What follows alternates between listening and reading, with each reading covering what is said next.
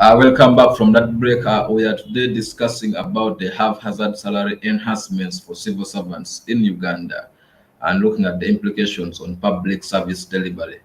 Before we went in for that break, Henry was touching on the area of corruption, and he has shared that it's not necessarily poor pay that contributes to corruption, but it's just a culture that is inbuilt among these people. If you're corrupt, you will continue being corrupt even if they increase on your pay. So I want to bring in Priska. I know you have been following this thing of the industrial action by teachers, which was suspended on Monday. What do you make of the teachers' decision to just suspend uh, the industrial action without even giving the public concrete reasons or why they decided to suspend? What do you make out of it? the the impunity and the arrogance, the lack of accountability within Uganda itself, because the teachers were looking out for their needs, not knowing that the decisions they took, and from the public, I know that the public was in support. Most of the members of the public were in support of the strike. But the mere fact that UNATU didn't even bother to come return to the public and say, okay, this is what we have agreed upon, it kind of gives a wrong picture of UNATU itself. But to me, and I don't know whether I'm the only one who holds this view, but it reads to this whole strike by teachers and the decision by the president to increase the salaries of scientists. It looks more of his method of governance, because we know he's good at ruling by divide and rule. So initially the teachers used to speak with the same voice. When they are going to strike, they all come up. But so, and I'm saying this is my opinion. So he probably sat down and say, how can I deal with these elements, as he usually calls them? So he brought on the scientists. So literally now the scientists are on their own, the arts teachers are on their own, because the arts teachers have also formed their own union. And I think at the end, I think the biggest beneficiary of this strike is the president, because he has managed to divide the teachers as he wanted, because they can no longer talk with the same voice. And I talked to someone and I say that I'm very sure he's hatching a plan for the doctors also. I do not know how his plan is going to be, because doctors are almost in the same, and they have the doctors, they have the nurses, laboratory. So I'm very sure he's going to hatch the same plan. So now, and for on many occasions, most of the people who have headed UNATU have later on sought for political offices. So the divide and rule method has worked for the president, and I think he's the biggest beneficiary of all this. And and it has created the room for confusion, because when I was speaking to one of the MPs, one of the MPs saying that science teachers are not scientists. His argument is science teachers only explain what scientists invented. And he gave an example of Newton when we are being taught in physics. And he said that when we are being taught about the Newton laws and everything, it is Newton who is a scientist. So the science teacher is only coming up to explain. So there is no reason as to why a science teacher will claim to be a scientist. So the confusion now, we are going back to the drawing board to now define who is a scientist. Because if someone throws up that argument that the mere fact that you're a scientist does not mean you are a scientist, now the state of confusion that the president wanted has worked on his favor. But to me, the other thing I read from this whole argument is the misplaced priorities of government, because they we all agree that we need to give more focus on sciences and the scientists, but what is government doing to make sure that students embrace sciences? We know for a fact that most of the schools that have science laboratories, chemistry, physics, are traditional schools. Those were schools that were built mostly by missionaries. You can go back and ask the Minister of Education to give you a list of the schools that government has constructed within the 36 years in power that have laboratories. I don't think they even reach 10 of them. You see that? So you want students to pursue sciences, but how are they going to pursue them? We know scenarios of very many schools that students are studying under the trees. So are you going to put the equipment, the chemistry equipment under the trees? Because I thought these are the things that government has to first of all address. And we have we have introduced computer science, which is now a compulsory. But how many of these schools have computer laboratories? For we all know that for a fact that most of the schools, what they do is they ferry students to other schools. They have arrangements whereby they ferry students to other schools, and usually the ferrying happens towards like third term or the second term of S4 and S6. That is when the students come in contact with these equipments. And so you are bringing the students towards the end of their year to interact with these equipments, yet you have piled a lot of theory studies among them. Of course, the students will be overwhelmed by this. And the the argument that the president gave on enhancing sciences and was quashed yesterday when Daily Monitor published a list of his own ministers. And I happened to look through the list indicated that out of the 80 ministers, he has only 10 of them are scientists. So and we also had we had a minister who still has a certificate. We had those ones for diploma and who are still who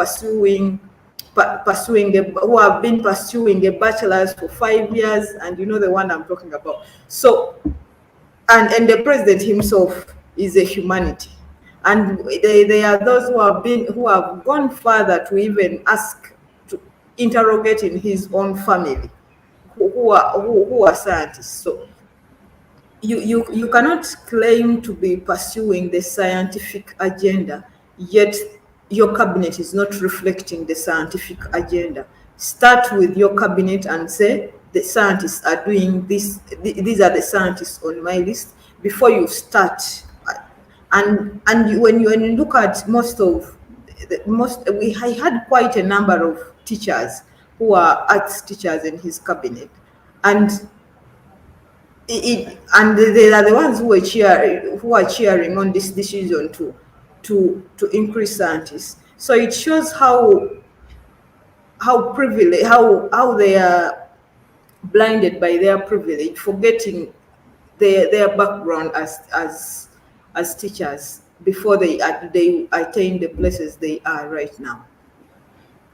Thank you, Priska.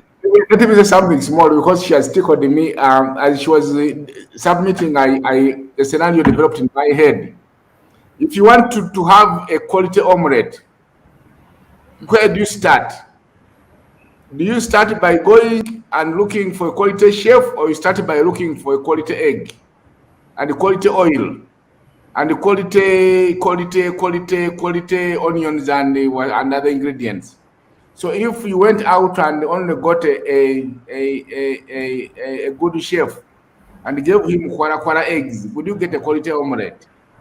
So I don't know how we are going to have quality scientists or have scientists without putting in place the ingredients that are needed to produce scientists or to make those students like sciences.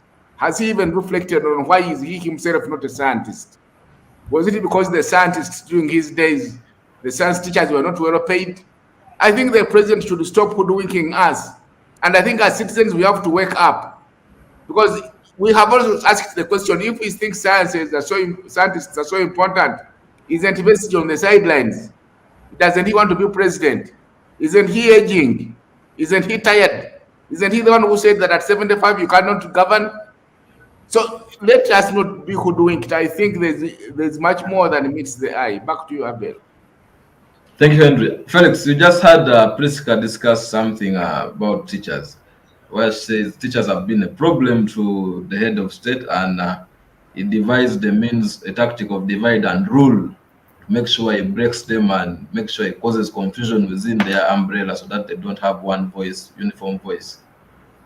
Now, that has already caused confusion within the teachers, and now there's no cohesion and they don't have that solidarity, and some of them might even lose the morale to teach as they used to teach. Where does that leave our education sector as one of the areas of key areas of service delivery that government is supposed to improve? Thank you, Abel. If I answer that question, Priska also tickled me on something when he said that the president is deliberate on dividing the teachers. And I think I agree with Priska's observation. Because there is also a trend, a consistent trend of this regime disorganizing any efforts towards citizen organizing. Teachers coming together in umbrellas like UNATU, having medical workers coming together, because when you are one, organized, you can negotiate. You can negotiate and have tangible outcomes. And when you are one and organized, you have the power to engage. And I think for a long time, we've seen the pockets of organizing, the little that were remaining were around such formations like teachers, medical workers, even civil society. So when you look at all those areas, there has been a deliberate attempt for the president to weaken them. And one of his best tactics is to divide and rule. It makes you fight against each other. And I think he is really succeeding on this one. Like Priska has observed, I don't know whether UNAT is going to remain as strong as it was. Now that you have other groups coming up, arts associations versus science associations, yet it was one group. I won't be surprised if something comes up in the medical world. I won't be surprised if under local government, something, I think this is something we must observe. And it's quite sad because these are the only pockets ideally that were remaining for citizens to organize and engage meaningfully and negotiate for tangible reforms. But that said, what does this mean and where does it leave the education sector? I think for starters, where has the education sector been before? It will just make it worse because it's not that we have an education sector which has been in a good place or in a better place.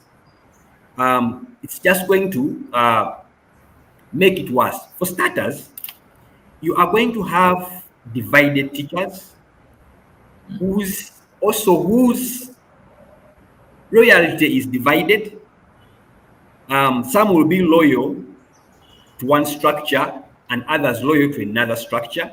But you're also going to have teachers that are not motivated. It's not that they have been motivated before, but continuously you remember what happened during I think the first lockdown, when teachers also came up and they were looking for money and stuff and they were complaining. Most of the teachers abandoned teaching. In fact, it's on record until now.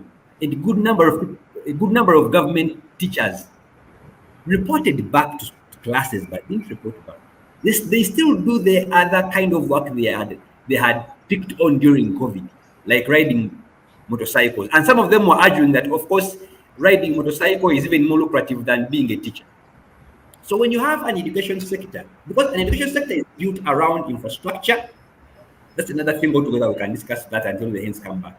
It's built around the human resource, which is now we are discussing the teachers that are employed and are motivated to teach. To do that, you must, on top of money, you must also equip them with the necessary logistics and environment to teach. And they must be also skilled to teach. Issues around supervision. But also then, there are issues to do with the pupils and the environment. Now, already as the sector, it is struggling in infrastructure. The sector already has been having challenges around the human resource, issues around staffing. Most schools don't even have staff quarters. The pay is poor, and their reasons are really justified. And then you have also the environment within which the learning is done. All those are factors that are affecting education as is now. Now, when you have a sick sector as is, and in that sick sector, you now introduce another virus, which is money, division over money. You're paying science teachers above than the other. You are already creating conflict. You can't have divisions within the teaching staff and expect them to teach. This is what has been happening, by the way. The arts teachers go to a point and were like saying, since you science teachers, your salaries were increased, we can't teach even our part. You go and teach even what you were supposed to teach. Some of them put down their tools and said, we are not going to teach. How do you explain a headmaster or a head teacher who is earning much less than a science teacher because he's an arts teacher? So all these things create disharmony, create conflict. You cannot expect learning to take place, and our sector as the education sector will definitely be killed.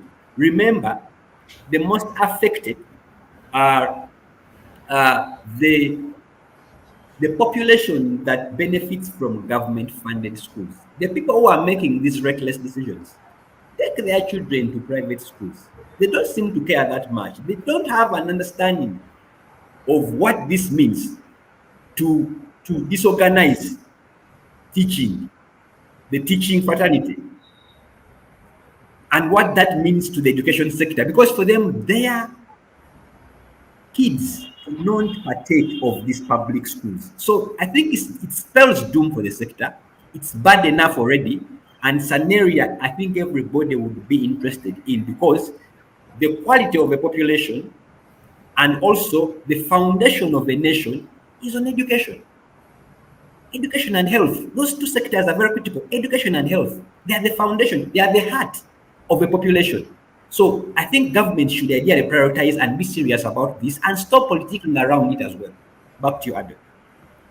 Thank you. I don't know whether Henry is online. I wanted him to respond to this concerning what explains the silence of parents, political party leaders, and other key stakeholders while all this industrial strike continues to happen.